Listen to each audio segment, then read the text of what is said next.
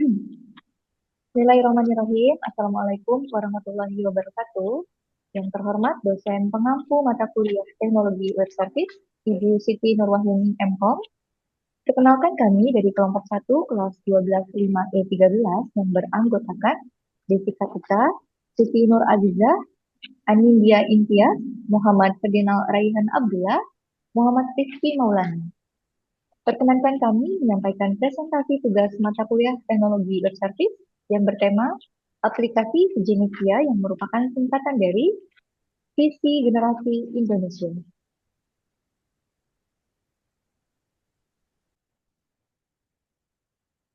Berikut adalah fitur registrasi pada aplikasi Vjenis.via. Kode ini adalah tampilan dari halaman registrasi akun baru dalam aplikasi Flutter. Pengguna diharuskan untuk mengisi beberapa informasi seperti nama lengkap, profesi, email, dan password. Setelah mengisi formulir, pengguna dapat mengklik tombol register untuk mengirim data tersebut ke API. Jika pendaftaran berhasil, pengguna akan diarahkan ke layar login. Namun, jika gagal akan muncul pesan kesalahan. Berikut penjelasan lebih rinci mengenai tiap bagian kode. Yang pertama adalah import library.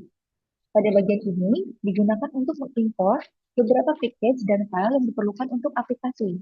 Yang pertama, Flutter/material.dart. Package utama untuk membangun antarmuka pengguna di Flutter. Yang kedua, provider/provider.dart. Package ini untuk manajemen state aplikasi menggunakan provider. Yang ketiga, login_screen.dart. Menyediakan tampilan untuk layar login yang akan dituju setelah registrasi berhasil. Selanjutnya, ada API_service.dart. Menyediakan layanan untuk berinteraksi dengan API termasuk proses registrasi. Lalu, kelas register screen. Register screen adalah sebuah stateful widget yang memungkinkan perubahan tampilan berdasarkan interaksi pengguna, seperti mengisi formulir dan mengklik tombol. Di dalamnya terdapat metode create state untuk membuat instance dari state yang akan mengelola tampilan registrasi. Lalu kelas registrasi screen state. Di dalam kelas ini terdapat 4 text editing controller yang digunakan untuk mengontrol input dari pengguna pada masing-masing kolom formulir. Yang pertama ada name controller untuk menangkap nama lengkap pengguna. Kedua, profesi controller untuk menangkap profesi pengguna. Email controller untuk menangkap email pengguna. Yang terakhir ada password controller untuk menangkap kata sandi pengguna. Selanjutnya ada widget build. Pada metode build menggunakan Scaffold untuk membuat struktur dasar layar verifikasi yang terdiri dari upbar, menampilkan judul registrasi akun baru. Lalu ada body, yang merupakan bagian utama yang berisi elemen-elemen form registrasi seperti input text dan tombol. Selanjutnya ada formulir input. Terdapat 4 text field digunakan untuk menangkap input pengguna. Yang pertama, nama lengkap diinput melalui name controller. Lalu profesi diinput melalui profesi controller, email diinput melalui email controller, lalu password diinput melalui password controller. Dengan obscure text di set true agar karakter password yang diketik tidak terlihat. Setiap text field dilengkapi dengan label dan border untuk memperjelas inputan yang diminta. Juga ada jarak antar input menggunakan sidebox. Selanjutnya, tombol registrasi. Tombol registrasi ini menggunakan elevated button. Ketika tombol ditekan, fungsi on-press akan dieksekusi. Pertama, mendapatkan instance API service menggunakan provider.off API service context listen stall. Kemudian memanggil metode register dari API service yang mengirimkan data email, password, nama, dan profesi ke server untuk proses pendaftaran. Jika pendaftaran berhasil dan objek pengguna atau user dikembalikan, pengguna akan diarahkan ke layar login menggunakan navigator .push replacement sehingga bisa langsung melakukan login. Jika registrasi gagal, misalnya data yang dimasukkan tidak valid atau ada masalah dengan API, maka sebuah snack bar akan ditampilkan dengan pesan registrasi gagal.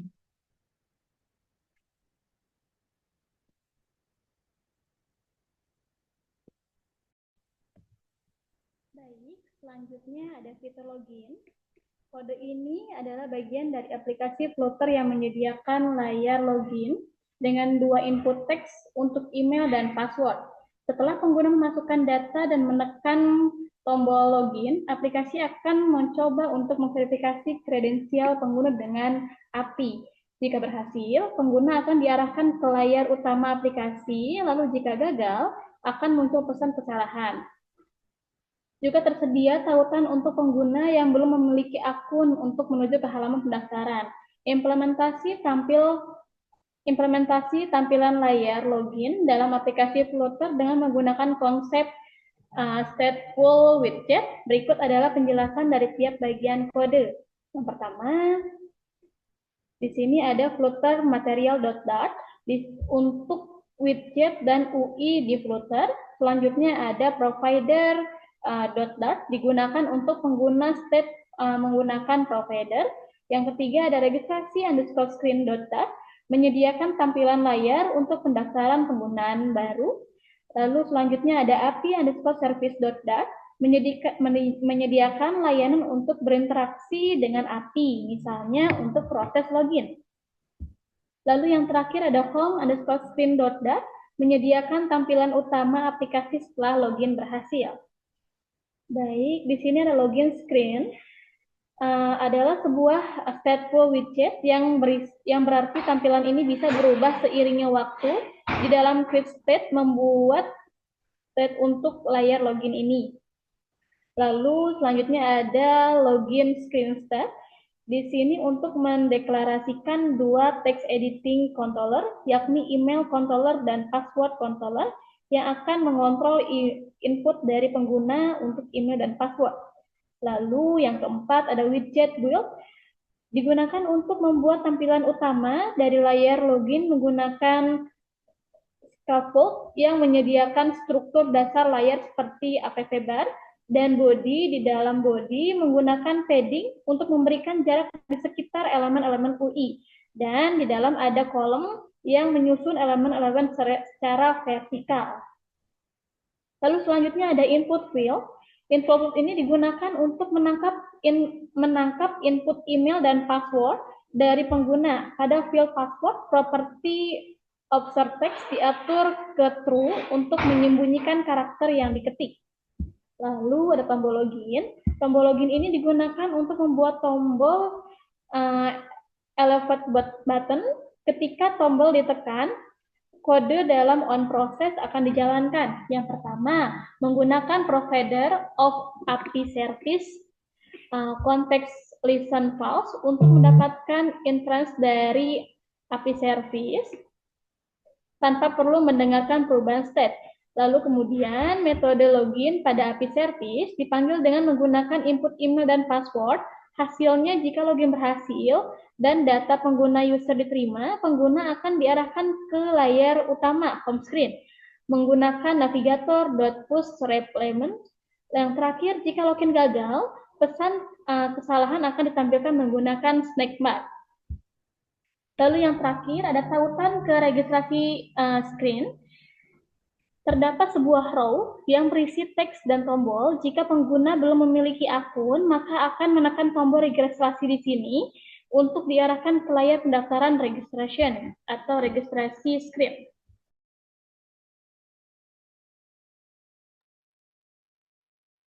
Selanjutnya, fitur home screen.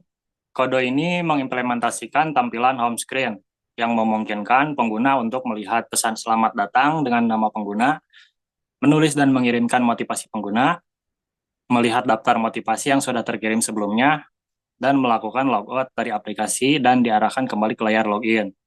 Tampilan ini menggunakan stateful widget agar bisa merespon perubahan data secara dinamis dan menggunakan provider untuk mengakses layanan API yang diperlukan untuk mengambil dan menambahkan motivasi serta menangani proses login dan logout. Pada kode ini implementasi tampilan home screen dalam aplikasi Flutter yang memiliki beberapa fitur utama seperti menyambut pengguna dengan pesan selamat datang, memungkinkan pengguna untuk menulis dan mengirimkan motivasi, serta menampilkan daftar motivasi yang sudah terkirim. Berikut adalah penjelasan lebih rinci mengenai setiap bagian dari kode tersebut. Yang pertama, ada import library. Pada bagian ini digunakan untuk mengimport beberapa PC dan file yang diperlukan. Yang pertama, flutter/material.dart. Package ini untuk membangun UI di Flutter. Yang kedua, ada provider/provider.dart. Package ini yang digunakan untuk manajemen state aplikasi melalui provider. Yang ketiga, ada motivation.dart. Model data yang digunakan untuk menyimpan informasi terkait motivasi, meskipun tidak digunakan langsung dalam kode ini. Yang keempat, ada API/API_service.dart, layanan API untuk berkomunikasi dengan server, seperti menggunakan dan menambahkan motivasi. Yang kelima, ada login_script.dart, tampilan untuk layar login yang digunakan ketika pengguna logout. Yang keenam, ada user.dart, model untuk data pengguna yang berisi informasi seperti nama pengguna dan ID pengguna. Yang kedua, ada kelas home screen. Home screen adalah sebuah stateful widget yang memungkinkan pengelolaan state dinamis di dalam layar. Layar ini menerima parameter user yang merupakan objek user yang berisi data pengguna seperti nama dan ID yang dikirimkan dari layar sebelumnya, misalnya setelah login. Yang ketiga, class_home_screen_state. Di dalam kelas ini terdapat dua variabel. Yang pertama, motivation controller, sebuah text editing controller untuk mengelola input teks pengguna pada kolom motivasi. Yang kedua, ada motivation, sebuah list yang menyimpan motivasi yang telah diterima dari API untuk ditampilkan di layar. Yang keempat, ada init state dan fungsi _load motivation. Init state, fungsi ini dipanggil pertama kali ketika widget ini dibuat. Di dalamnya dapat memanggil fungsi _load motivation untuk memuat daftar motivasi dari API ketika layar pertama kali ditampilkan. Yang kedua, ada _load motivation. Fungsi ini berfungsi untuk mengambil daftar motivasi dari API menggunakan API_service.get motivation. Setelah data diterima, dapat memperbarui state menggunakan setState, sehingga UI akan di-refresh dan menampilkan motivasi yang baru. Baik, yang kelima itu ada fungsi _submit motivation. Fungsi ini dipanggil ketika pengguna menekan tombol simpan motivasi. Fungsi ini mengirimkan data motivasi yang dimasukkan ke API melalui API service.add motivation. Setelah berhasil, kolom input akan dibersihkan dengan motivation controller.clear dan data motivasi akan dimuat ulang menggunakan motivation untuk menampilkan daftar motivasi yang baru. Yang keenam, itu ada widget build. Pada metode build dapat menyusun tampilan UI UX dengan menggunakan scaffold yang menyediakan struktur dasar aplikasi. Untuk yang pertama itu ada up bar, menampilkan judul home dan sebuah tombol logout icon keluar yang memungkinkan pengguna untuk keluar dari aplikasi. Ketika tombol logout ditekan, aplikasi akan menampilkan API service.logout untuk melakukan proses logout. Kemudian mengarahkan pengguna ke layar login screen.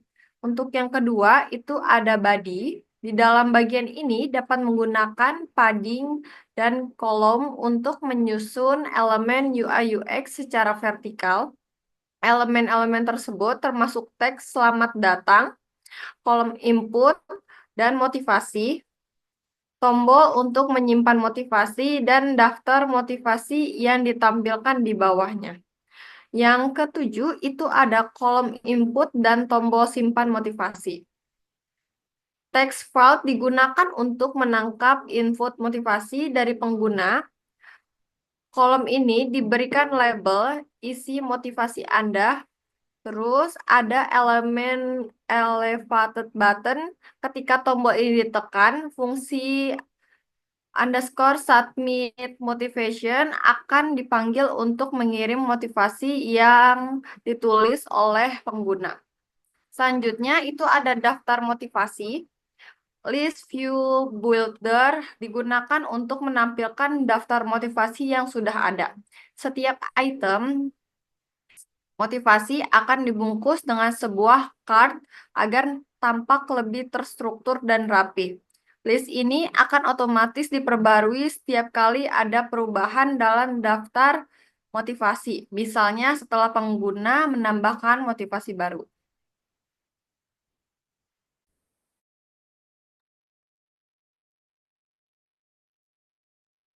Selanjutnya, di sini saya akan menjelaskan bagian API service. Untuk API service sendiri, ini sudah beberapa kali disebutkan oleh teman-teman saya sebelumnya, mulai dari ketika fitur registrasi, fitur login, dan juga di fitur home screen.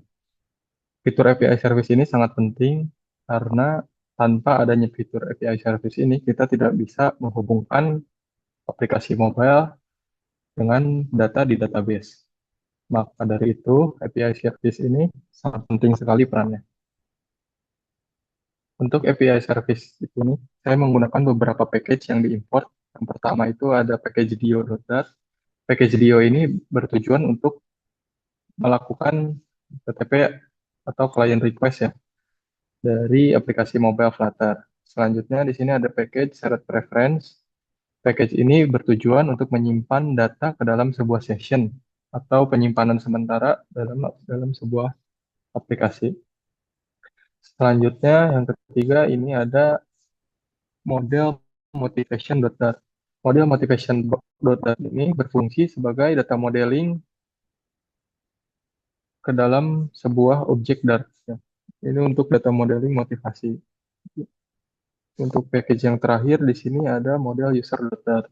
Model ini bertujuan untuk melakukan data modeling ke dalam format Dart untuk data user. Lalu ada kelas API service. Dalam kelas API service ini terdapat sebuah variabel yang diinisiasi dari awal yang bernama variabel dio.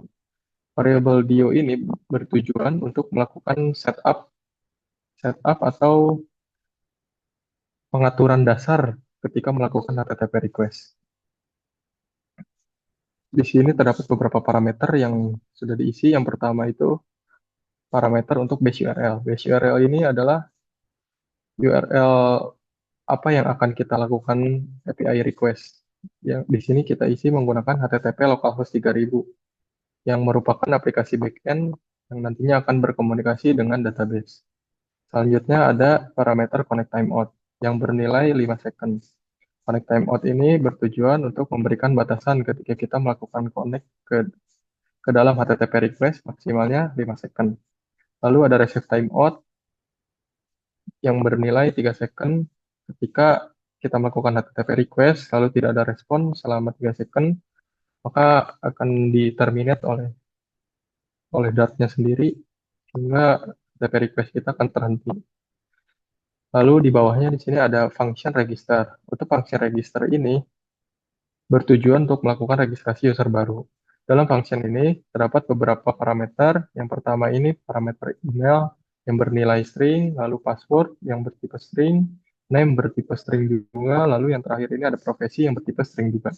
Dari keempat parameter di atas, nantinya kita akan membungkus data tersebut ke dalam sebuah objek yang nantinya akan dilakukan HTTP request ke URL /user/register. Mengapa di sini hanya path-nya aja? Karena kita sudah inisiasi dari awal untuk URL-nya. Di sini HTTP localhost 3000, lalu dilanjut dengan ini, yaitu /user/register dengan metode post. Ketika request tersebut berhasil dijalankan, maka respon dari request tersebut kita ubah ke dalam data modeling user. Data modeling user ini terdapat sebuah metode from JSON. Karena dari API responnya berupa JSON, kita di sini memanggil format from JSON yang nantinya akan di-convert dari JSON tersebut ke dalam data modeling user. Lalu ketika request tersebut gagal, maka akan melakukan print error saat register disertai dengan error message-nya dan return null. Selanjutnya di sini ada function login. Untuk function login ini sudah terdapat dua parameter. Yang pertama ini email yang bertipe string, lalu password yang bertipe string juga. Dari kedua parameter tersebut, dibungkus ke dalam sebuah objek yang nantinya akan melakukan request ke path atau URL/user/login dengan metode post. Ketika request tersebut berhasil dieksekusi, maka respon dari request tersebut akan diubah ke dalam data modeling user menggunakan function from JSON. Ketika sudah berbentuk data modeling user atau model user, kita bisa menyimpan data tersebut menggunakan service preference. Service preference ini berfungsi untuk menyimpan data sementara ke dalam sebuah session. Nah, di sini kita melakukan penyimpanan data yang berupa email dan juga nama berdasarkan data modeling user seperti user.email dan user.name. Setelah berhasil, maka kita akan melakukan return user. Ketika terjadi kegagalan pada saat mengeksekusi kode di atas, maka akan melakukan print error saat login disertai dengan error message-nya, lalu return null. Selanjutnya ada function add motivation. Function add motivation ini berfungsi ketika pada home screen terdapat sebuah action untuk melambahkan motivasi. Function ini memiliki dua parameter. Yang pertama itu motivation text yang bertipe string dan juga user ID yang bertipe integer. Kedua parameter tersebut dibungkus ke dalam sebuah objek, lalu ketika melakukan HTTP request ke URL/motivation, jika berhasil, maka data respon dari request tersebut kita ubah atau kita convert datanya menjadi data modeling motivation menggunakan function from JSON. Lalu data tersebut ini return motivation. Ketika terjadi sebuah error, maka akan melakukan print error saat menambahkan motivasi disertai dengan error message-nya dengan return null. Selanjutnya, di sini ada fungsi atau function get motivation yang berfungsi untuk mendapatkan daftar motivasi dari API. Dalam function ini tidak terdapat parameter apapun karena hanya mengambil semua data motivasi yang sudah diinput. Lalu untuk request sendiri menggunakan bio dengan metode get ke URL/motivation. Ketika request tersebut berhasil, maka akan mereturn sebuah respon yang nantinya respon tersebut akan kita eksekusi dan diambil isi motivasinya saja. Lalu ketika isi motivasinya sudah terambil, maka kita akan bungkus data motivasi tersebut ke dalam sebuah list yang bertipe string. Ketika terjadi error pada saat memanggil API, terdapat perintah untuk melakukan print error saat mengambil motivasi disertai dengan error message-nya, lalu return dengan array kosong atau list kosong. Yang terakhir di sini ada function logout. Function logout ini tidak terdapat parameter apapun karena pada saat melakukan logout itu kita hanya mengambil data dari session ya, data user dari session menggunakan set reference, lalu data tersebut kita lakukan clear atau menghapus data dari session tersebut. Jadi ketika kita mengakses sebuah halaman yang memerlukan login, kita cek dulu di dalam set preference ada atau enggak data usernya. Kalau misalkan tidak ada, maka akan diarahkan ke halaman login.